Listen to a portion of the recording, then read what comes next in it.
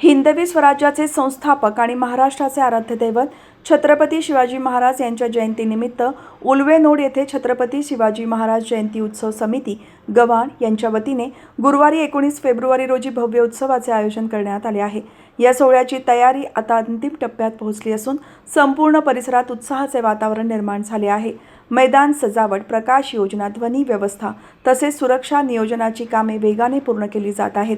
शिवप्रेमी आणि नागरिकांची मोठ्या संख्येने उपस्थिती राहणार असल्याने आयोजकांकडून जय्यत तयारी करण्यात आली आहे।